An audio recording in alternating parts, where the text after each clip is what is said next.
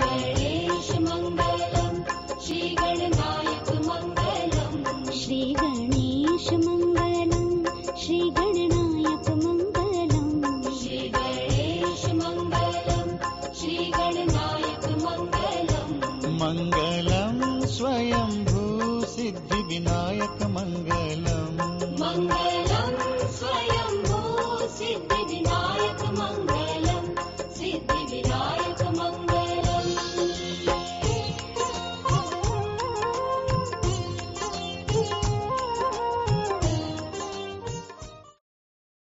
Welcome to the Bhajnavali broadcast, directed and hosted by Sri Gyan Rajhans.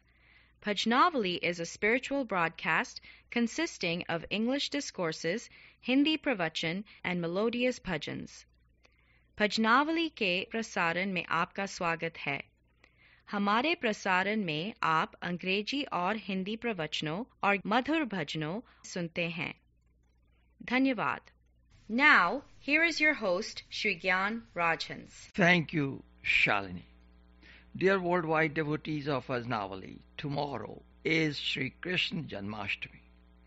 Since most of the Hindus fast on Janmashtami, I would like to present again the significance of Janmashtami fast, followed by my English and Hindi discourses on why Lord Krishna was the highest God, head, and a complete incarnate of Lord Vishnu. Along with several popular Krishna bhajans sung by late Muhammad Rafi, and by popular request, please note, on the occasion of Sri Krishna Janmashtami, you will also hear in English the essence of the 700 verses of Srimad Bhagavad Gita sung by Lord Krishna. And that essence will be presented in less than 5 minutes, not found on any other Janmashtami broadcast. तो भजनावली के विश्वव्यापी भक्तों, कल हिंदू धर्म का सर्वाधिक लोकप्रिय एवं महत्वपूर्ण पावन दिवस श्री कृष्ण जन्माष्टमी है, श्री कृष्ण का जन्म दिवस। इस पावन पर्व पर आप आज सुनेंगे भगवान श्री कृष्ण क्यों पूर्ण अवतार थे, जन्माष्टमी में उपवास किस प्रकार किया जाए, एवं कतिपय वे मधुर भजने जिन्हें स्वर्गीय मोहम्मद रफी ने, मधुर कृष्ण भजने जिन्हें स्वर्गीय मोहम्मद रफी ने अपने मधुर स्वर में स्वरबद्ध किया था। और श्रोताओं, आज आपके सतत अनुरोध पर मैं अंग्रेजी में संपूर्ण गीता का सार 5 मिनट के अंदर बताने जा रहा हूं। तो आइए जन्माष्टमी के इस विशेष प्रसारण का आरंभ करें स्वर्गीय मोहम्मद रफी द्वारा गाए 2 कृष्ण भजनों से। Let us therefore begin today's special broadcast with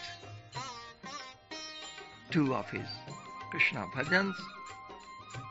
After these 2 bhajans, my English and Hindi discourses will follow.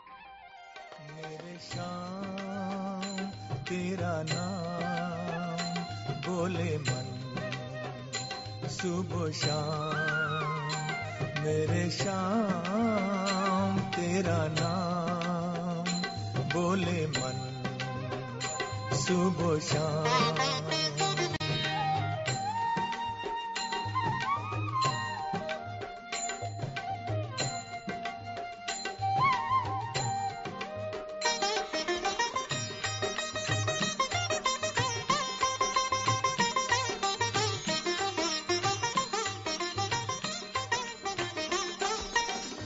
जब तक तेरा भजन न गाऊं मन पंछी अकुलाए, जब तक तेरा भजन न गाऊं, मन पंछी अकुलाए। उस दिन जग में धूप न निकले, उस दिन रात न आए। मेरा जीवन तेरी पूजा और न मुझको सूझे दूजा कोई काम। मेरे श्याम तेरा नाम बोले मन सुबह शाम। मेरे श्याम तेरा नाम बोले मन सुबह शाम।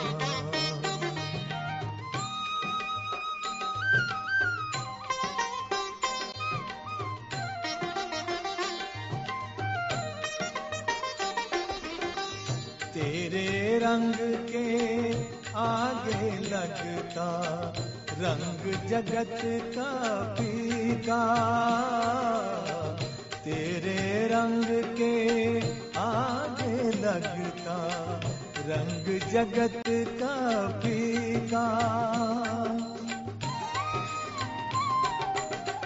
और न कुछ सुनता हूँ जब तू छेड़े सुर बंसी का।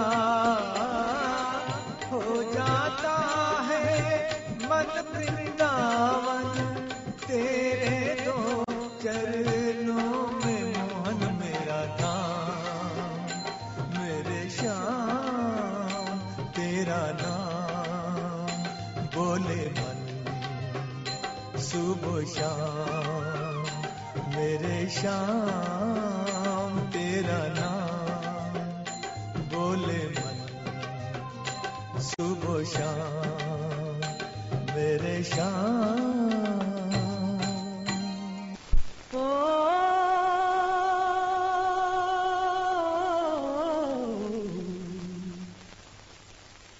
बड़ी देर भई नंद लाला तेरी राह तके भिजवाला। बड़ी देर भई नंद लाला तेरी राह तके भिजवाला। बाल बाल एक एक से पूछे कहाँ है मुरली वाला रे। बड़ी देर भई नंद लाला तेरी राह तके भिजवाला। ओ बड़ी देर भई नंद लाला तेरी राह तके भिजवाला।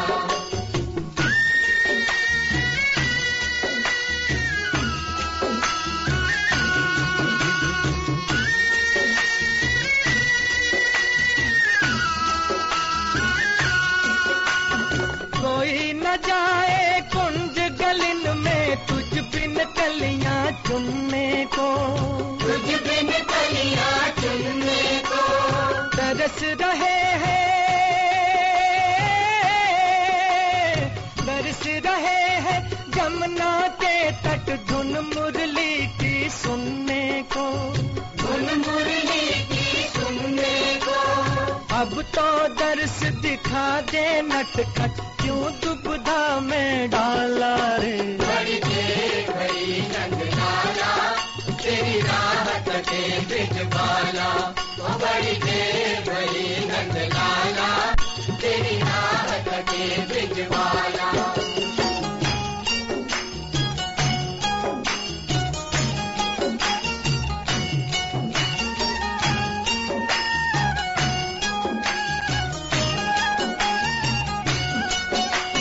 संकट में है आज वो धरती जिस पर तूने जन्म लिया।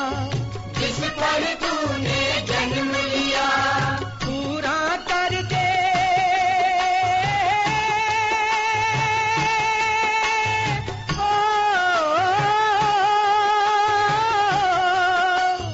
पूरा कर दे आज वचन वो गीता में जो तूने दिया। गीता में जो तूने दिया। कोई नहीं है तुझ बिन मोहन भारत का रखवाला रे। बड़ी देर भई नंद लाला तेरी राह तके भिजवाला।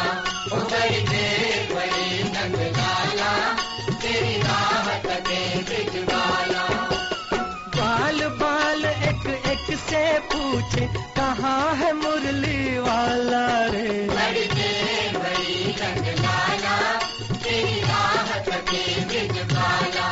ओ बड़ी देर बड़ी रंग लाला, तेरी राहत के ब्रिज बाला। ओ बड़ी देर बड़ी रंग लाला, तेरी राहत के ब्रिज बाला। ओ बड़ी देर बड़ी रंग लाला, तेरी राहत के ब्रिज बाला। ओ बड़ी देर बड़ी रंग लाला, तेरी राहत के ब्रिज बाला। ओ बड़ी देर बड़ी रंग लाला, तेरी राहत के bridge Bala. As the great exponent of the Holy Bhagavad Gita, the Hindus' Bible, Lord Krishna occupies the highest place in the Hindu pantheon. In poetry, the supreme love. In religion, he is God himself. And in philosophy, the all-pervading super soul.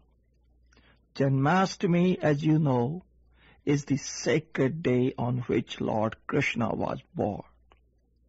The birthday of such a favorite avatara is the most joyous occasion for the Hindus who consider Lord Krishna their leader, their guru, hero, protector, philosopher, teacher and friend all rolled into one.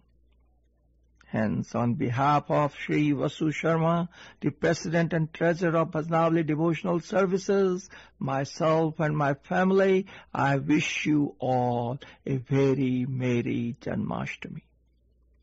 Since the scriptures ordain that the Hindus observe the fast on Janmashtami, what is the spiritual and scientific view of fast in Hinduism? Answer. There are many auspicious occasions when the fasts are observed by Hindus, such as Sri Janmashtami, Mahashivratri, 2 Navratras, etc. Not only in Hinduism, but the fasts are very popular in Christianity, Islam, and Jainism. Our ancient rishis have made a deep insight into this subject, that what should be done to keep our body in a healthy and disease-free condition. They came to the conclusion that the occasional rest to the digestive system is very essential to keep a healthy body. They also knew that the people of their own will not be prepared to miss their meals, since they will become very addicted to meals.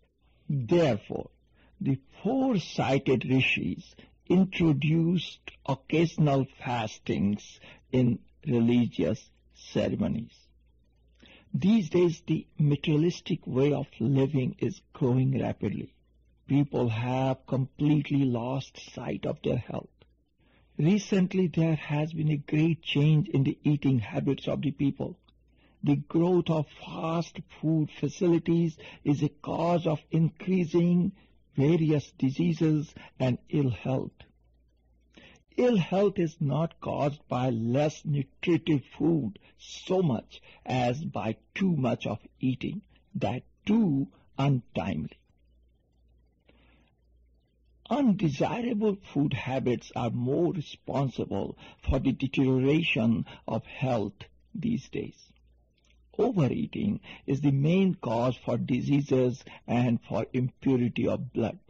This impure blood, again, is the cause of different diseases in the body. New medicines are used for their treatment. Many people think that any disease can be cured by these modern drugs. It is very important to understand that one can suppress these diseases to some extent by these drugs, but it is seen that they again emerge in one form or the other more seriously. Fast is good for keeping a good health.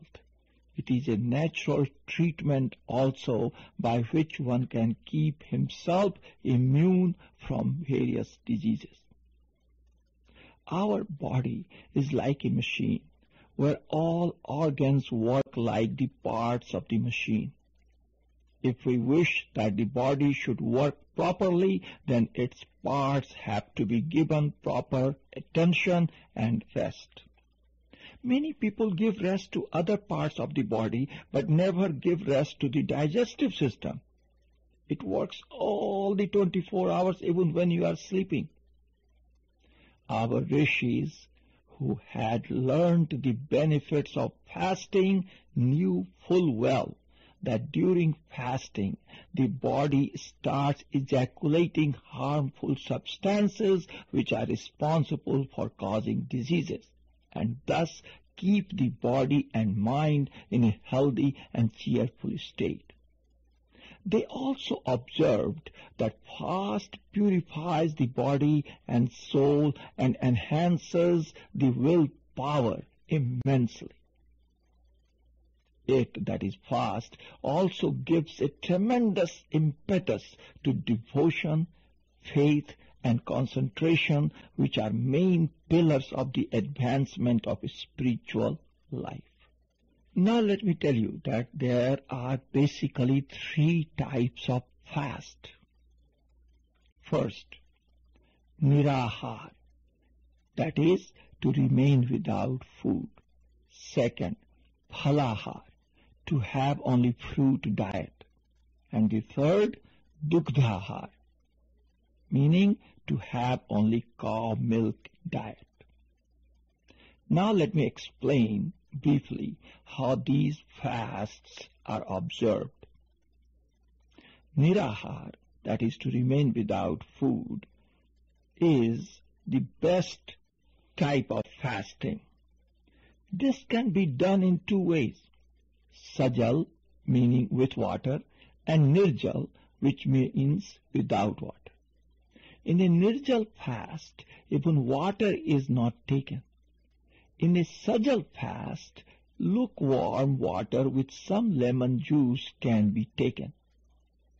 Tea and coffee are not considered to be sajal fast. Falahar, that is to have only fruits. Only fruits and fruit juices are taken during this kind of fast. Apple, grape, and papaya are the best types of food for this kind of fasting. Dugdhahar, that is to have only cow milk.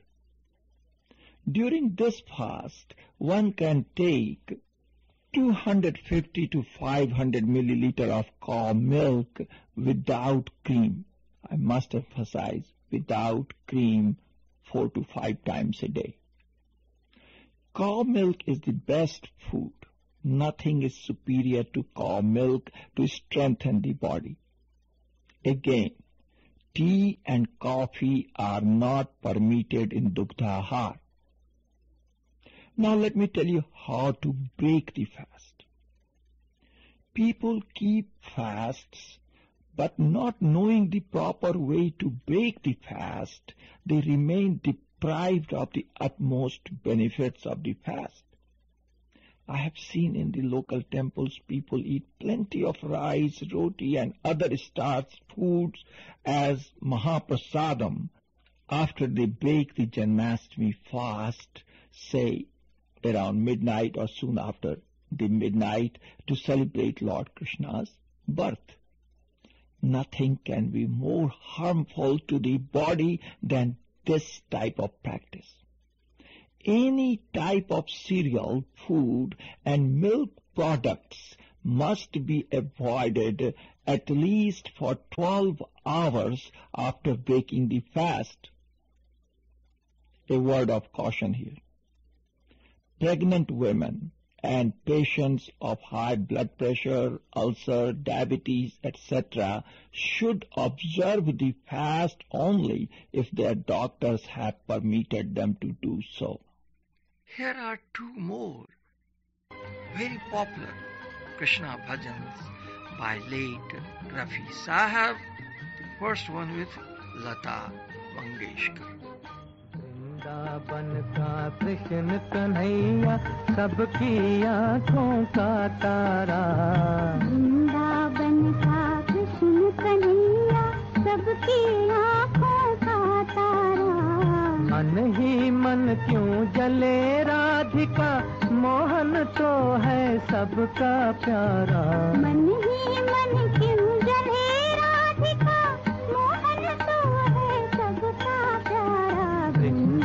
बनता कृष्ण कन्हैया सबकी आँखों का तारा।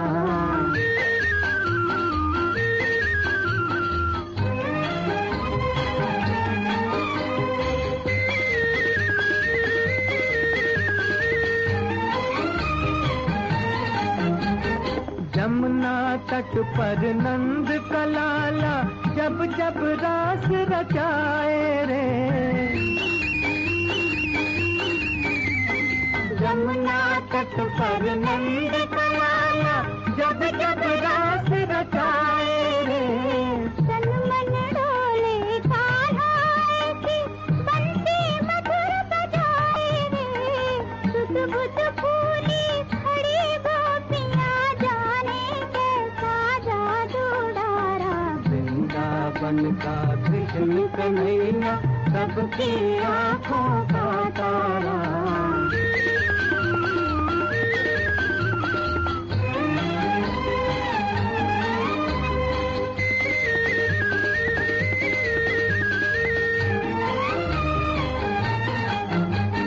रंग सलोना ऐसा जैसे छाई हो घट सावन की।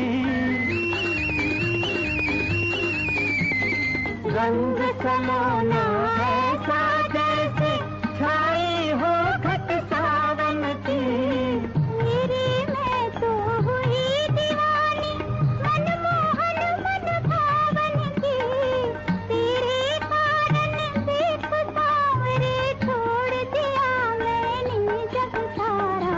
वृंदावन का कृष्ण कन्हैया सबकी आँखों का तारा।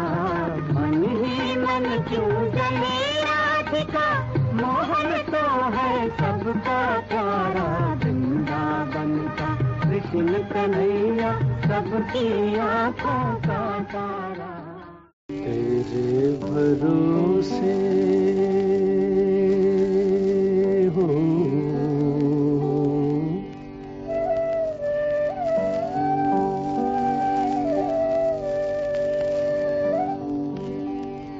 तेरे भरोसे हे नंद लाला कोई रो रो बाट निहारे।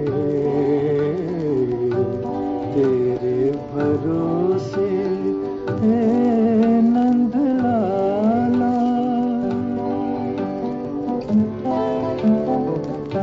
मीत बना के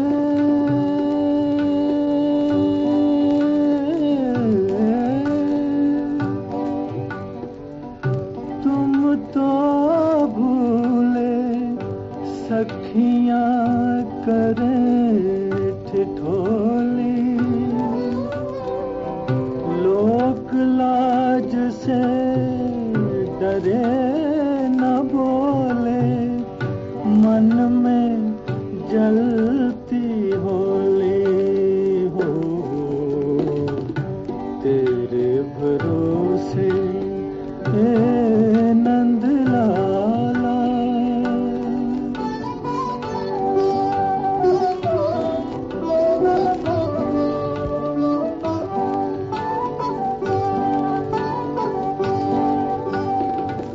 बिंध जाए सो मोती काना बाकी कंकर होए।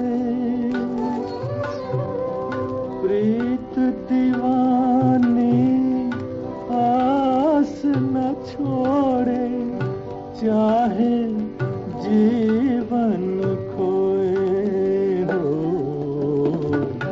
तेरे भरोसे हे नंद लाला। ले कान्हा ले नैना मोरे देख अगर तू पाए।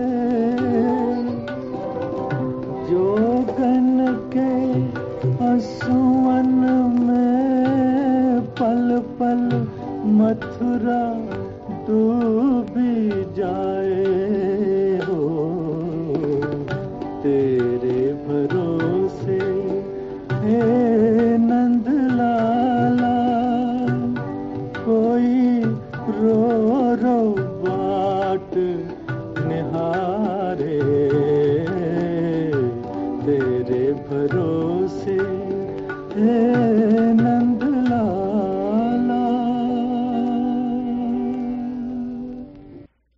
जन्माष्टमी शुभागमन के अवसर पर मैं आपको कुछ शास्त्रीय उद्धरण देकर यह बताना चाहूंगा कि वास्तव में श्री कृष्ण पूर्ण ब्रह्म ही थे।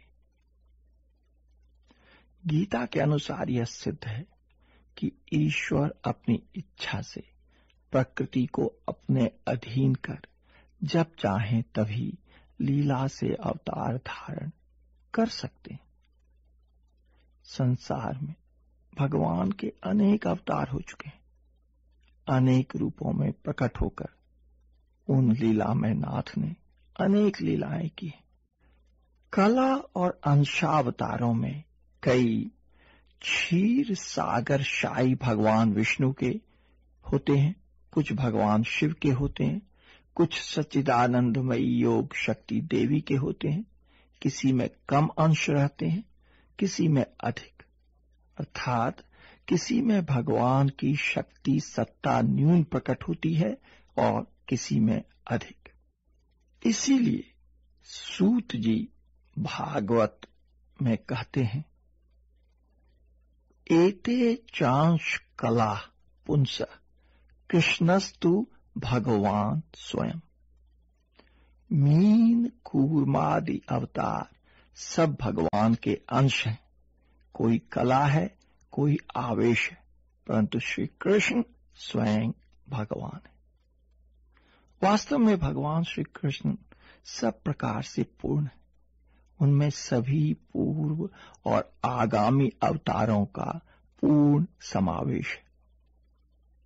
भगवान श्री कृष्ण संपूर्ण ऐश्वर्य, संपूर्ण बल, संपूर्ण यश, संपूर्ण श्री, संपूर्ण ज्ञान और समस्त वैराग्य की जीवंत मूर्ति है।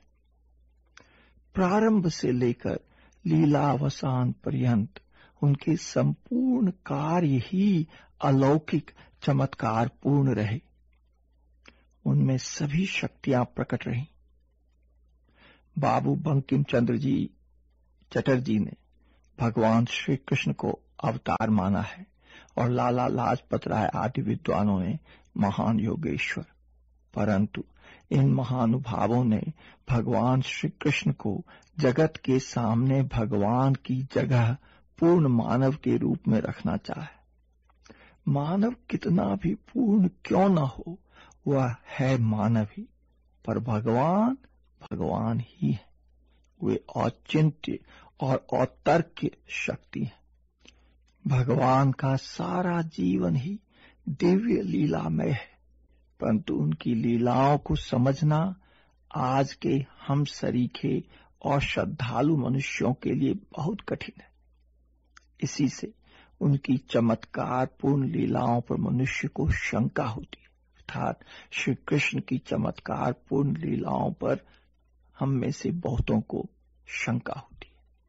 और इसीलिए आजकल के लोग उनके दिव्य रूपावतार से पूतना वध, शक्टासुर अर्हासुर वध, अग्निपान, गोवर्धन धारण, दधी माखन भक्षण, कालीय दमन, चीर हरण, रास लीला, यशोदा को मुख में विराट रूप दिखलाने, साल भर तक बछड़े और बालक रूप बने रहने, पांचाली का चीर बढ़ाने, अर्जुन को विराट स्वरूप दिखलाने और कौरवों की राजसभा में विलक्षण चमत्कार दिखलाने आदि लीलाओं पर संदेह करते हैं।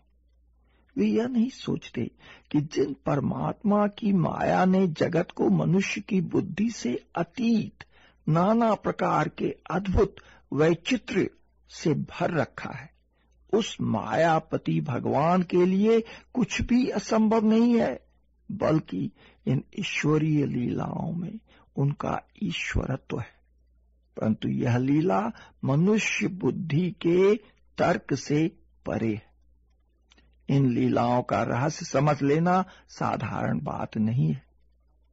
जो भगवान के दिव्य जन्म और कर्म के रहस्य को तत्वतः समझ लेता है, वह तो उनके चरणों में सदा के लिए ही स्थान पा जाता है।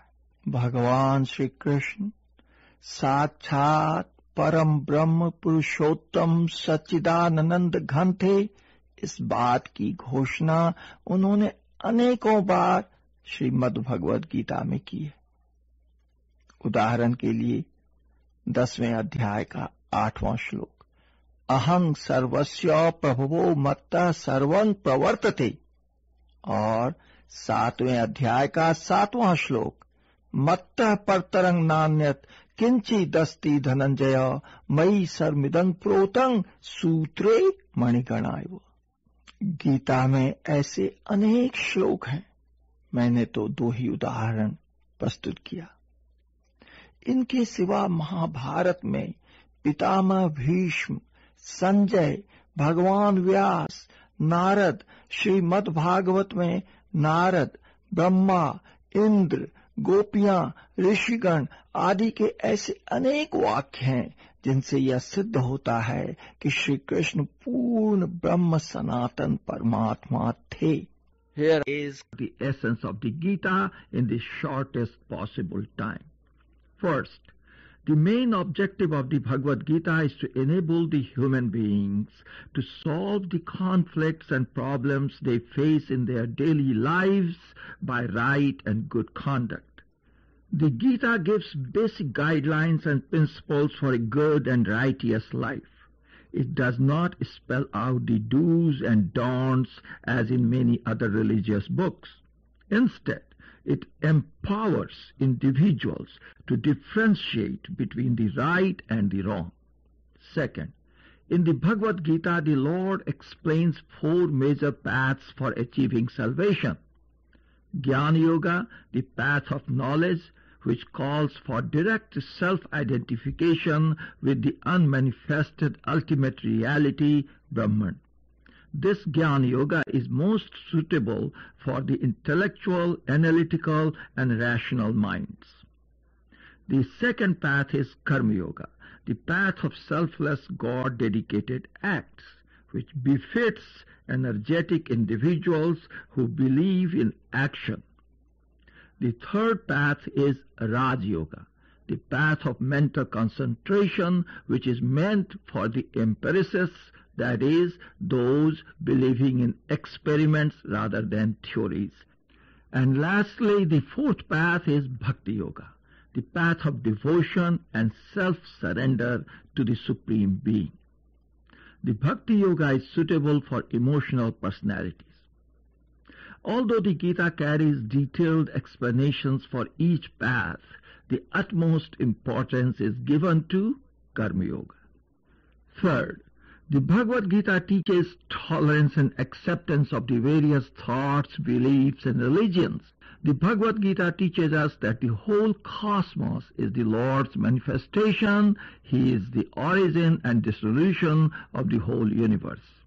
Fifth, the Gita propounds that the body is temporal, whereas the Atman, the soul, is permanent. Sixth, the Gita tells us that performing actions in line with one's own dharma, duty, is the most honorable and noble act. But not the least, seventh, the actions and duties that the Gita recommends should be just, righteous, and performed free of all attachments. In short, morality and ethics should be our beacons of light. Thus, my dearest younger listeners, I presented to you the essence of the 700 verses of the Gita in the shortest possible time. तो बस आज इतना ही. Wishing you and your family a happy Janmashtami. Goodbye and may Lord Krishna bless you. मन तरपत हरिधर क्षण को आज, मन तरपत हरिधर क्षण को आज, मोरे तुम बिन बिगड़े सगर का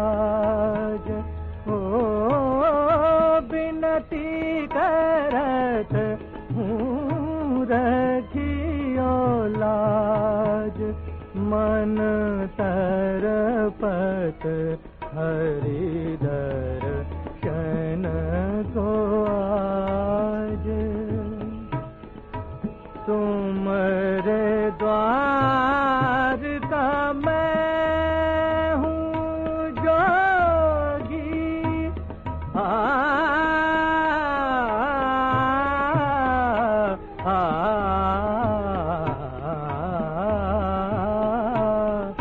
तुम्हारे द्वार का मैं हूँ जोगी हमारी और नजर कब होगी सुनो मोरे व्याकुल मन का बाज तरपत हरि दर्शन को आज मन तरपत हरि दर्शन को आज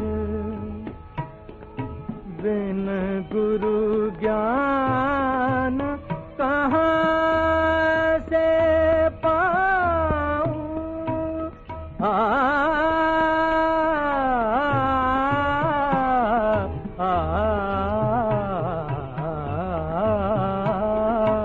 बिन गुरु ज्ञान कहाँ से पाऊं दीजो दान हरि